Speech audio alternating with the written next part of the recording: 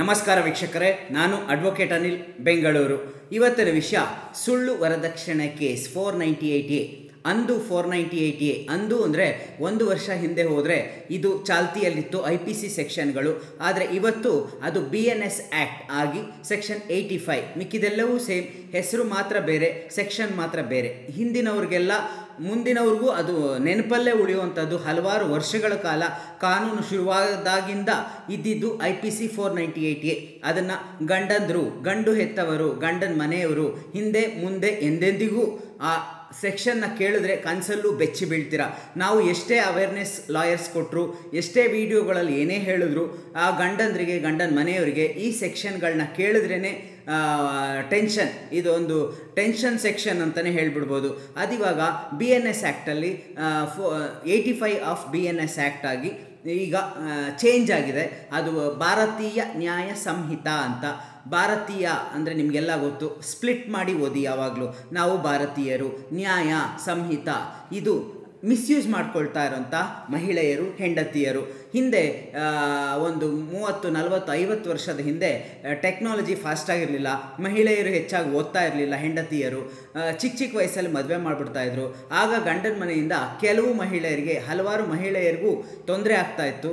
ಆಗ ಅವ್ರ ರಕ್ಷಣೆಗೆ ಅಂತ ಮಾಡಿದ ಕಾನೂನನ್ನ ಈ ಟೆಕ್ನಾಲಜಿ, ಇಷ್ಟು ಫಾಸ್ಟಾಗಿರೋ ಟೆಕ್ನಾಲಜಿ, ಹಲವಾರು ಮಹಿಳೆಯರು, ಎಜುಕೇಷನ್ ಇರೋರು, ಇಲ್ಲದೇ ಇರೋರು ಎಲ್ಲರೂ ಇದನ್ನು ಮಿಸ್ಯೂಸ್ ಮಾಡಿಕೊಂಡು ರಕ್ಷಣೆಗೆ ಅಂತ ಇದ್ದಿದ್ದ ಕಾನೂನನ್ನ ಈಗ ಗಂಡ ಅಥವಾ ಗಂಡನ ಮನೆಯವ್ರಿಗೆ ಬುದ್ಧಿ ಕಲಿಸ್ತೀವಿ ಅಂತ ಮಿಸ್ಯೂಸ್ ಮಾಡ್ಕೊಳ್ಳೋಕೆ ಶುರುವಾಗಿ ಇದು ಹಲವಾರು ಗಂಡಂದ್ರಿಗೆ ಶೋಷಣೆ ಥರ ಆಗಿ ಕಳೆದ ವರ್ಷ ಹಲವಾರು ಜನ ಪ್ರಾಣಗಳನ್ನು ತೆತ್ತಿರೋದನ್ನ ನಾವು TV ಮಾಧ್ಯಮಗಳಲ್ಲಿ ನೋಡಿದ್ದೀನಿ. ನನಗೆ ಆ ನೆಗೆಟಿವ್ ಎನರ್ಜಿ ಇರೋಂಥ ಹೆಸರುಗಳನ್ನಾಗಲಿ, ನೆಗೆಟಿವ್ ಎನರ್ಜಿ ಇರೋ ಮ್ಯಾಟರ್ಗಳನ್ನಾಗಲಿ ನನಗೆ ನೆನೆಸ್ಕೊಳ್ಳೋಕ್ಕೂ ಇಷ್ಟ ಆಗಲ್ಲ.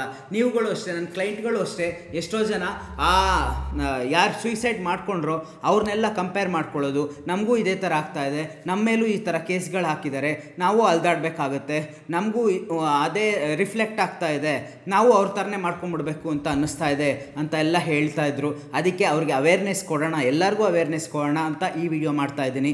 ಯಾರು ಸೂಯಿಸೈಡ್ ಮಾಡ್ಕೊಳ್ಳೋದು ದೊಡ್ಡ ವಿಷಯ ಅಲ್ಲ. ಸೂಯಿಸೈಡ್ ಮಾಡಿಕೊಂಡ್ರೆ ಪ್ರಾಣ ಬರೋದೂ ಇಲ್ಲ.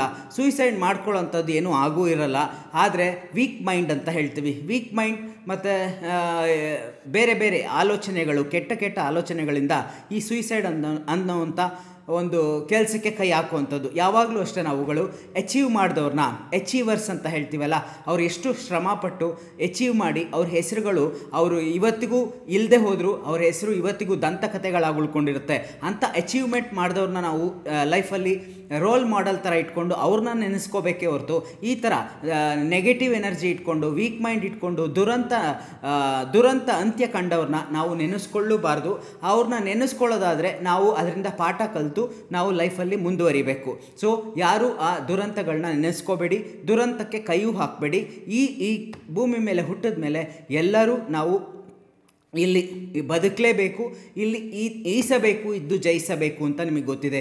ಆ ಇನ್ಸಿಡೆಂಟ್ ನಡೆದ ಮೇಲೆ ಹೋದ ವರ್ಷ ಸುಪ್ರೀಂ ಕೋರ್ಟಲ್ಲೇ ಒಂದು ಕೇಸ್ ಕೂಡ ಕ್ವ್ಯಾಶ್ ಆಗಿದೆ. ಸುಪ್ರೀಂ ಕೋರ್ಟಿಂದ ನಮ್ಮ ಟ್ರಯಲ್ ಕೋರ್ಟ್ಗಳಿಗೆ ಹಲವಾರು ಡೈರೆಕ್ಷನ್ಸ್ಗಳಿದೆ. 498A ಹಾಕಿದ ತಕ್ಷಣ ಅದನ್ನು ಟ್ರಯಲ್ ಕೋರ್ಟ್ ಕ್ಲೀನಾಗಿ ಅಬ್ಸರ್ವ್ ಮಾಡಿ ಅದರಲ್ಲಿ ಡಾಕ್ಯುಮೆಂಟ್ಸ್ ಏನಾದರೂ ಇದ್ದರೆ, ಅದು ಕೇಸ್ ಜೆನ್ಯೂನ್ ಗ್ರೌಂಡ್ಸ್ ಇದ್ದರೆ ಮಾತ್ರ ಅದನ್ನು ಗಂಡ ಅಥವಾ ಗಂಡನ ಮನೆಯವ್ರ ಮೇಲೆ ಹಾಕಿರೋ ಕೇಸನ್ನು ಕನ್ವಿಕ್ಷನ್ ಮಾಡಬೇಕು, ಇಲ್ಲಾಂದರೆ ಅಕ್ವಿಟಲ್ ಮಾಡಬೇಕು ಅಂತ. ಅದೇ ರೀತಿ ಹಲವಾರು ವರ್ಷಗಳಿಂದ ಹಲವಾರು ಕೇಸ್ಗಳಲ್ಲಿ ಗಂಡಂದರು ಅಕ್ವಿಟಲ್ಲೇ ಆಗಿದ್ದಾರೆ. ಡೌರಿ ಡೆತ್ ಅನ್ನೋದ್ರಲ್ಲಿ ಮಾತ್ರ ಕನ್ವಿಕ್ಷನ್ ಅಂದರೆ ಅವರು ಜೈಲಿಗೆ ಹೋಗುವಂಥದ್ದು, ಅಂದರೆ ಅಪರಾಧಿ ಅಂತ ಆಗಿರೋದು ಡೌರಿ ಡೆತ್ ಸಿಚುಯೇಷನ್ಗಳಲ್ಲಿ ಮಾತ್ರ. ಡೌರಿ ಕೇಸ್ಗಳಲ್ಲಿ ಯಾವುದೇ ಗಂಡ ಅಥವಾ ಗಂಡನ ಮನೆಯವರು ಕನ್ವಿಕ್ಷನ್ ಆಗೇ ಇಲ್ಲ, ಎಲ್ಲರೂ ಬಿಡುಗಡೆ, ಅಕ್ವಿಟಲ್ಲೇ ಆಗಿರ್ತಾರೆ. ಆದರೂ ವೀಕ್ ಮೈಂಡೆಡ್ಡು ಈ ಜನಕ್ಕೆ ಇಷ್ಟು ವರ್ಷ ಓಡಾಡಬೇಕಲ್ಲ ಅಂತ ಈ ವೀಕ್ ಮೈಂಡೆಡ್ ಇರೋದ್ರಿಂದ ಇವರು ಈ ಥರ ಸಾಹಸಕ್ಕೆ ಕೈ ಹಾಕುವಂಥದ್ದು ಮತ್ತು ಹೆದರ್ಕೊಳ್ಳುವಂಥದ್ದು, ಕಾಂಪನ್ಸೇಷನ್ನು, ಸೆಟ್ಲ್ಮೆಂಟು, ಇನ್ನೊಂದು ಮತ್ತೊಂದಕ್ಕೆ ಕೈ ಹಾಕ್ಬಿಡ್ತಾರೆ. ಸೊ ರೀಸೆಂಟ್ ಒಂದು ಸುಪ್ರೀಂ ಕೋರ್ಟ್ ಜಡ್ಜ್ಮೆಂಟ್ ಕೂಡ ಈ ಕ್ವ್ಯಾಶಿಂಗ್ FIR ಮಾಡಿದ್ದು, ಹೈಕೋರ್ಟಲ್ಲಿ ಕ್ವ್ಯಾಶ್ ಮಾಡದೇ ಇರೋದನ್ನ ಸುಪ್ರೀಂ ಕೋರ್ಟಲ್ಲಿ ಈ ಸೆನ್ಸೇಷನಲ್ ಸೆನ್ಸಿಟಿವ್ ಕೇಸ್ ನಮ್ಮ ಗಮನದಲ್ಲಿ ಇಟ್ಕೊಂಡು ಕ್ವಾಶ್ ಮಾಡಿದ್ದಾರೆ. Dara Narayana and others versus state of Telangana and others. ಆ ಸೈಟೇಷನ್ ನಾನು ಹೇಳ್ತಾ ಇರೋ ಈ ರೀಸೆಂಟ್ ಸುಪ್ರೀಂ ಕೋರ್ಟ್ ಜಡ್ಮೆಂಟ್, ಹಲವಾರು ಸುಪ್ರೀಂ ಕೋರ್ಟ್ ಜಡ್ಮೆಂಟು, ಹೈಕೋರ್ಟ್ ಜಡ್ಮೆಂಟ್ಗಳು ಇದೆ, ಹಲವಾರು ಕೇಸ್ಗಳು ಕ್ವಾಶ್ ಕೂಡ ಆಗಿದೆ. ಅದನ್ನು ಗಮನದಲ್ಲಿ ಇಟ್ಕೊಂಡು ಸುಪ್ರೀಂ ಕೋರ್ಟಲ್ಲಿ ಕ್ವಾಶ್ ಆಗಿದೆ. ಸುಪ್ರೀಂ ಕೋರ್ಟ್ಗೆ ಎಲ್ಲರಿಗೂ ಹೋಗೋಕ್ಕಾಗಲ್ಲ, ಅದು ನಮಗೂ ಗೊತ್ತಿದೆ. ಯಾಕೆಂದರೆ ಫೈನಾನ್ಷಿಯಲ್ ಸ್ಟೆಬಿಲಿಟಿ ಇರಬೇಕು. ಯಾಕೆಂದರೆ ಹೈಕೋರ್ಟಿಗೆ ಬರೋದೇ ದೊಡ್ಡ ವಿಷಯ, ಇಲ್ಲೇ ಲಕ್ಷಾಂತರ ರೂಪಾಯಿ ಖರ್ಚಾಗುತ್ತೆ. ಇನ್ನು ಅಲ್ಲಿಗೆ ಹೋದರೆ ಹಲವಾರು ಲಕ್ಷಗಳು ಕೈ ಬಿಟ್ಟು ಹೋಗುತ್ತೆ, ಎಲ್ಲರಿಗೂ ಆಗಲ್ಲ. ಸೊ ಆಗಲ್ಲ ಅಂತ ಸೂಯಿಸೈಡ್ ಮಾಡ್ಕೋಬೇಕು ಅಂತ ಏನೂ ಇಲ್ಲ. ನೀವು ಟ್ರಯಲ್ ಕೋರ್ಟ್ಗಳಲ್ಲಿ ಟ್ರಯಲ್ನ ಕರೆಕ್ಟಾಗಿ ನಡೆಸಬೇಕು. ಟ್ರಯಲ್ ನಡೆಸಬೇಕು ಅಂದರೆ ನೀವು ಸಫಿಷಿಯೆಂಟ್ ಡಾಕ್ಯುಮೆಂಟ್ಸ್ನ, ಗಂಡಂದರು ಅಥವಾ ಗಂಡಂದ್ರ ಮನೆಯವರು ಸಫಿಷಿಯೆಂಟ್ ಡಾಕ್ಯುಮೆಂಟ್ಸ್ನ ಇಟ್ಕೊಂಡು ಹೋಗಬೇಕು. ಸಫಿಷಿಯೆಂಟ್ ಡಾಕ್ಯುಮೆಂಟ್ ಜೊತೆಗೆ ಕಾಂಪಿಟೆಂಟ್ ಲಾಯರ್ಸ್, ಎಬಿಲಿಟಿ ಇರುವಂಥ lawyers, hard working lawyers, court regular practising lawyers. ನೀವು ಕೋರ್ಟಲ್ಲಿ ಅವರ ಪ್ರೆಸೆಂಟೇಷನ್ನ ನೋಡಿ, ಅವರ ಇಂಟೆಲಿಜೆನ್ಸ್ನ ನೋಡಿ, ಟ್ರಯಲ್ ಕೋರ್ಟಲ್ಲಿ ನಮಗೆ ಇವರು ಸೆಟ್ ಆಗ್ತಾರಾ, ಟ್ರಯಲ್ ಕೋರ್ಟಲ್ಲಿ ನಮ್ಮ ಡಾಕ್ಯುಮೆಂಟ್ಸ್ನ ಕೋರ್ಟಲ್ಲಿ ಪ್ರೆಸೆಂಟೇಷನ್ ಮಾಡ್ತಾರಾ, ಇವ್ರಿಗೆ ಪ್ರೆಸೆಂಟೇಷನ್ ಆರ್ಗ್ಯುಮೆಂಟ್ ಸ್ಕಿಲ್ಸ್ ಇದೆಯಾ ಅಂತ ನೋಡಿ ಚೆಕ್ ಮಾಡಿ ಅವ್ರನ್ನ ನೀವು ಟ್ರಯಲ್ಗಳಿಗೆ ಇಟ್ಕೊಂಡಾಗ ನೀವು ಯಾವುದೇ ಪ್ರಕರಣದಲ್ಲೂ ಕನ್ವಿಕ್ಷನ್ ಆಗೋಕ್ಕೆ ಸಾಧ್ಯನೇ ಇಲ್ಲ, ಅಕ್ವಿಟ್ ಆಗುತ್ತೆ. ಈ ಹಲವಾರು ಮಹಿಳೆಯರು ಸುಳ್ಳು ಕೇಸ್, ವರದಕ್ಷಿಣೆ ಕೇಸ್ಗಳನ್ನ ಮದುವೆ ಆದ ತಕ್ಷಣ ಅವ್ರಿಗೆ ಅಡ್ಜಸ್ಟ್ ಆಗಿಲ್ಲ ಅಂದರೆ ಡೈವರ್ಸ್ ಕೇಸ್ ಜೊತೆಗೆ ಇದನ್ನು ಹಾಕ್ಬಿಡೋವಂಥದ್ದು, ಒಂಥರ ಮಲ್ಟಿಪಲ್ ಕೇಸಸ್ ಹಾಕ್ಬಿಟ್ರೆ ಏನೋ ಆಗ್ಬಿಡುತ್ತೆ, ಅವ್ರಿಗೆ ಹೆದರಿಸೋಣ, ಬೆದರಿಸೋಣ, ಬುದ್ಧಿ ಕಲಿಸೋಣ ಅಂತ ಈ ಕೇಸ್ಗಳನ್ನ ಹಾಕಿದ ತಕ್ಷಣ ನಾವೇನು ಮಾಡ್ತೀವಿ, ಹೈಕೋರ್ಟ್ಗೆ ಹೋಗಿ ಕ್ವಾಶಿಂಗ್ FIR ಆಗ್ಬೋದು, ಚಾರ್ಜ್ ಶೀಟ್ ಹಾಕ್ಬೋದು. ಹಲವಾರು ಕೇಸ್ಗಳು ನಮ್ಮ ಕಡೆಯಿಂದ, ಲಾಯರ್ಗಳ ಕಡೆಯಿಂದ ಕ್ವಾಶಿಂಗ್ ಕೂಡ ಆಗಿದೆ. ನೀವು ಈ ಕಡೆ ಹಾಕ್ತೀರಾ FIRನ, ಪೊಲೀಸರು ಈ ಹೆಂಡತಿಯರ ಬಲವಂತಕ್ಕೋಸ್ಕರ ಗಂಡಂದ್ರ ಮನೆಯವ್ರ ಮೇಲೆ ಅದು ನಿಜನೋ ಸುಳ್ಳು ನೋಡ್ದೇರ FIR ಮಾಡಿಬಿಡೋವಂಥದ್ದು. ಯಾಕೆಂದರೆ ಅವ್ರು FIR ಮಾಡಿಲ್ಲ ಅಂದರೆ SP ಹೋಗಿ ಕಂಪ್ಲೇಂಟ್ ಕೊಡ್ತಾರೆ ಹೆಂಡತಿಯರು. ಆಮೇಲೆ ಮೇಲಿಂದ ಪ್ರೆಷರ್ ಬರುತ್ತೆ ಅಂತ ಬೇಡದೇ ಇರೋ ಸೆಕ್ಷನು, ಬೇಕಾಗಿರೋ ಸೆಕ್ಷನು, ಯಾವುದೇ ದಾಖಲೆಗಳು ಇಲ್ಲದೆ ಸುಳ್ಳು ಕೇಸ್ನ ಹಾಕಿ ಸೆಟ್ಲ್ಮೆಂಟ್ಗೋಸ್ಕರ ಹಾಕ್ತಾರೆ FIRನ. ಆಮೇಲೆ ನಾವು ಬೇಲ್ ತೊಗೊಂಡು ತಕ್ಷಣ ಏನು ಮಾಡ್ತೀವಿ, ಹೈಕೋರ್ಟ್ಗೆ ಓಡೋಗ್ತೀವಿ. ಅಲ್ಲಿ ಹೋಗಿ ನಾವು FIR ಮತ್ತು ಚಾರ್ಜ್ ಶೀಟ್ನ ಕ್ವಾಶಿಂಗಿಗೆ ಹಾಕ್ತೀವಿ. ಅಲ್ಲೂ ಹಲವಾರು ಕೇಸ್ಗಳು ಕ್ವಾಶಿಂಗ್ ಆಗಿದೆ. ಇದರಿಂದ ಏನಾಗ್ತಾ ಇದೆ ಅಂದರೆ ಹೈಕೋರ್ಟಲ್ಲಿ ಬರ್ಡನ್ ಆಗ್ತಾ ಇದೆ. ಯಾಕೆಂದರೆ ಎಲ್ಲ ಕೇಸ್ಗಳು, ಅದು ಡೊಮೆಸ್ಟಿಕ್ ವೈಲೆನ್ಸ್, ಊರಲ್ಲಿಲ್ಲದೆ ಇರೋರು ಎಲ್ಲರನ್ನೂ ಸೇರಿಸೋದು, ಅದು ಕ್ವಾಶಿಂಗ್ ಆಗುತ್ತೆ. ಮತ್ತು 420 ಕೇಸು, ಹಲವಾರು ಕ್ರಿಮಿನಲ್ ಕೇಸ್ಗಳು, ಜೊತೆಗೆ ಈ 498A ಎಲ್ಲ ಹೈಕೋರ್ಟ್ಗಳಲ್ಲೂ ರಶ್. ಸೊ ಈ ಟ್ರಯಲ್ ಕೋರ್ಟ್ಗಳಲ್ಲಿ ನೀವುಗಳು ಹಲವಾರು ವರ್ಷ ಓಡಾಡಬೇಕಾಗುತ್ತೆ. ನೀವೆಲ್ಲ ಹೇಳ್ತೀರಾ ಕೋರ್ಟಲ್ಲಿ ಗೆದ್ದವನು ಸೋತವನು ಸತ್ತ ಅಂತ. ಅದು ಹೌದು. ಯಾಕೆಂದರೆ ಕೋರ್ಟಲ್ಲಿ ಪೆಂಡೆನ್ಸಿ ಆಫ್ ಕೇಸ್ಗಳು ತುಂಬ ಇರುತ್ತೆ. ಬೆಳಗ್ಗೆ ಕೋರ್ಟ್ ಸ್ಟಾರ್ಟ್ ಆಗೋದೇ 11 ಗಂಟೆ, ಸಂಜೆ 5 ಗಂಟೆ, ಮಧ್ಯದಲ್ಲಿ 1 ಅವರ್ ಬ್ರೇಕ್ ಇರುತ್ತೆ. ಅದರಲ್ಲಿ ಎವಿಡೆನ್ಸ್ ಆಗಬೇಕು, ಕ್ರಾಸ್ ಎಕ್ಸಾಮಿನೇಷನ್ ಆಗಬೇಕು, ಕಾಲಿಂಗ್ ಕೇಸಸ್ ಆಗಬೇಕು, ಆರ್ಗ್ಯುಮೆಂಟ್ ಆಗಬೇಕು. ಆಮೇಲೆ ಜಡ್ಜಸ್ಗೆ ಆರ್ಡರ್ಸ್ ಬರೆಯೋಕ್ಕೆ ಟೈಮ್ ಇರಬೇಕು. ಇಷ್ಟು ಟೈಮ್ ಇದೆಯಾ ಅಂದರೆ ಕೋರ್ಟಲ್ಲಿ ಇಲ್ಲ. ಅದಕ್ಕೆ ಅಪೆಕ್ಸ್ ಕೋರ್ಟ್ ಅಂದರೆ ಹೈಯರ್ ಕೋರ್ಟ್ಗಳಲ್ಲಿ ಹೊಸ ಕೇಸ್ಗಳನ್ನ ಲೇಟಾಗಿ ಮಾಡಿ ಹಳೆ ಕೇಸ್ಗಳನ್ನ ಮುಗಿಸಿ ಅಂತ ಅವ್ರಿಗೆ ಡೈರೆಕ್ಷನ್ ಇರುತ್ತೆ. ಸೊ ಈಗ 2024 ಎಂಡಲ್ಲಿದ್ದೀವಿ ಅಂದರೆ 2020ಇಂದ ಹಿಂದೆ ಇರೋ ಕೇಸ್ಗಳೇ ಇನ್ನೂ ಡಿಸೈಡ್ ಆಗಿಲ್ಲ. ಹಲವಾರು ಕೇಸ್ಗಳು ಅದೇ ಥರ ಪೆಂಡಿಂಗ್ ಇದೆ.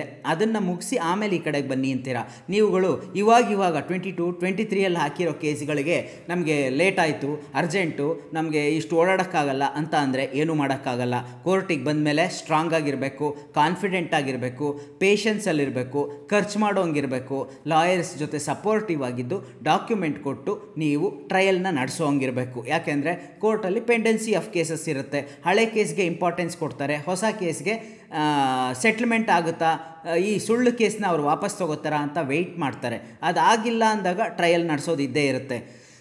ಸೊ ಯಾರು ಗಂಡಂದರು ಅಥವಾ ಗಂಡಂದ್ರ ಮನೆಯವರು ಧೃತಿಗೆಟ್ಟರೆ ಏನು ಯೂಸ್ ಇಲ್ಲ. ನಾವು ಏನಾದರೂ ಒಂದು ಹೆದರ್ಕೋತೀವಿ ಅಂದರೆ ಒಂದು ಚಿಕ್ಕ ಇರುವೆನೂ ಕೂಡ ನಮ್ಮನ್ನು ಹೆದರಿಸ್ಬಿಡುತ್ತೆ. ಸೊ ನಾವು ಸ್ಟ್ರಾಂಗ್ ಆಗಿದ್ದಾಗ ಅವರು ಮೆತ್ತಗಾಗ್ಬಿಡ್ತಾರೆ. ಹೆಂಡತಿಯರು ನಿಮಗೆ ಬುದ್ಧಿ ಕಲಿಸ್ಬೇಕು ಅಂತ ಸುಳ್ಳು ಕೇಸ್ ಹಾಕಿದ್ರೆ ನೀವು ಅವರಿಗೆ ಬುದ್ಧಿ ಕಲಿಸಿ ಏನು ಮಾಡ್ಬೋದು, ಆ ಕೇಸಿಂದ ಬಿಡುಗಡೆ ಆದಾಗ ಅದನ್ನು ತಗೊಂಡು ನೀವು ಅವ್ರ ಮೇಲೆ ಡಿಫೆಮೇಷನ್ ಕೇಸ್ ಹಾಕಬೇಕು. ಈಗ ಎಷ್ಟೋ ಜನ ಗಂಡಂದರು ಡೌರಿ ಡೆತ್ ಇಲ್ಲದೆ ಎಲ್ಲರೂ ಬಿಡುಗಡೆ ಆಗಿದ್ದೀರಾ, ಆದರೆ ಇಬ್ಬರು ಮಾತ್ರ ಡಿಫೆಮೇಷನ್ ಕೇಸ್ ಹಾಕಿರ್ತೀರ. ಯಾಕೆಂದರೆ ನಮಗೆ ಟ್ರಯಲ್ ಕೋರ್ಟಲ್ಲೇ 4-5 ವರ್ಷ ಅಲ್ಲೇ ಅಲ್ದಾಡಿ ಸುಸ್ತಾಗೋಗ್ಬಿಟ್ಟಿದೆ.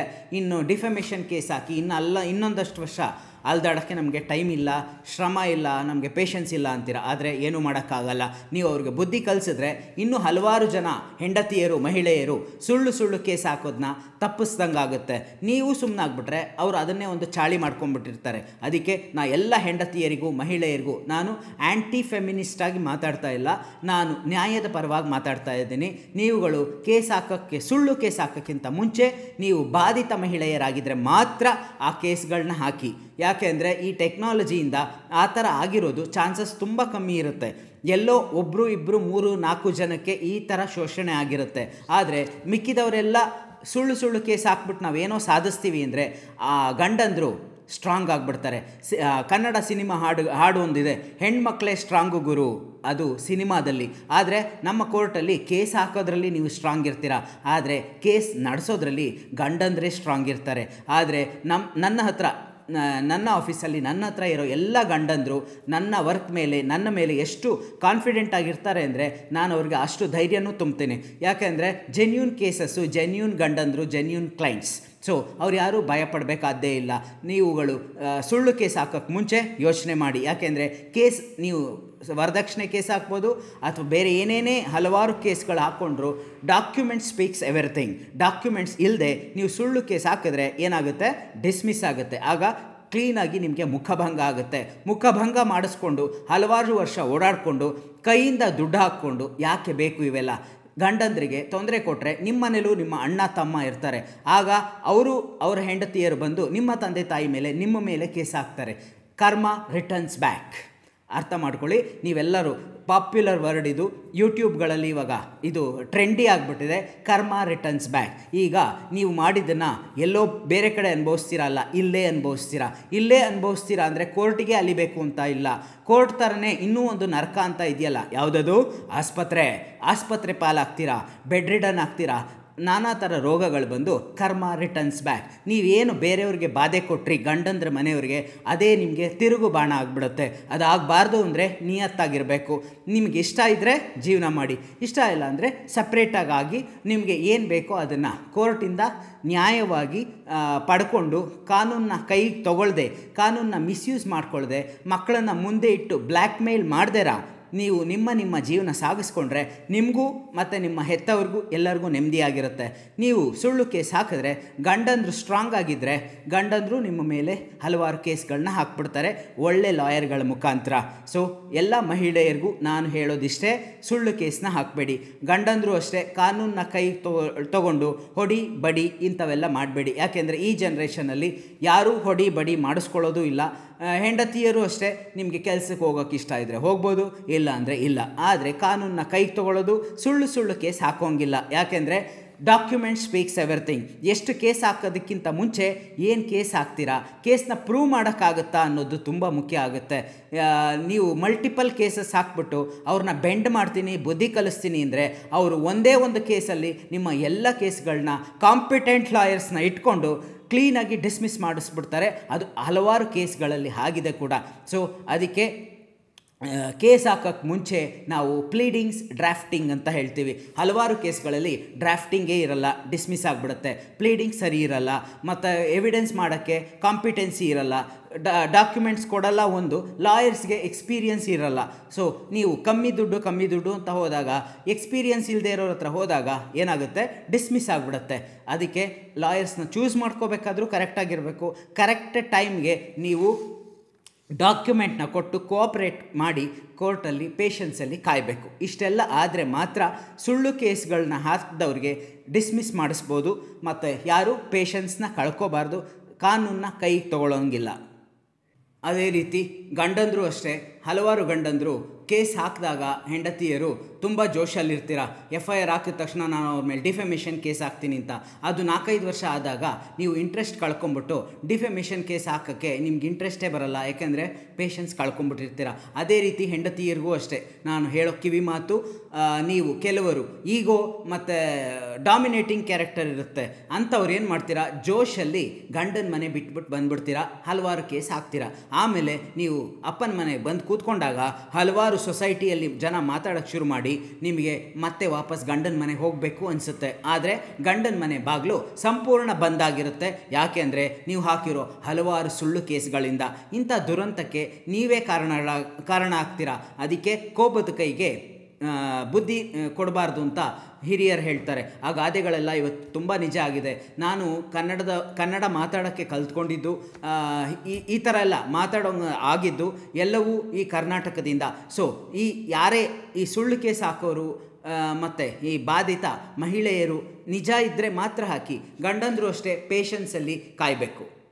ಹೆಂಡತಿಯರು ಈ 498 ಹಾಕಿದ ತಕ್ಷಣ ಹಲವಾರು ಗಂಡಂದರು ಓಡಾಡೋಕ್ಕೆ ಶಕ್ತಿ ಇರೋರು, ಪೇಷನ್ಸ್ ಇರೋರು ಪೊಲೀಸ್ ಸ್ಟೇಷನ್ಗೆ ಓಡಾಡಿ ಪೊಲೀಸ್ ಸ್ಟೇಷನ್ ಲೆವೆಲಲ್ಲೇ ಬಿ ರಿಪೋರ್ಟ್ ಹಾಕಿಸ್ಬಿಡ್ತಾರೆ ಪೊಲೀಸರ ಕೈಯಲ್ಲಿ. ಸೊ ನೀವು ಕೇಸ್ ಹಾಕಿ ಏನು ಯೂಸ್ ಆಯಿತು? ಕ್ವ್ಯಾಶಿಂಗ್ ಹೋಗೋದು ಆಮೇಲೆ ಹೈಕೋರ್ಟ್ಗೆ, ಸುಪ್ರೀಂ ಕೋರ್ಟ್ಗೆ.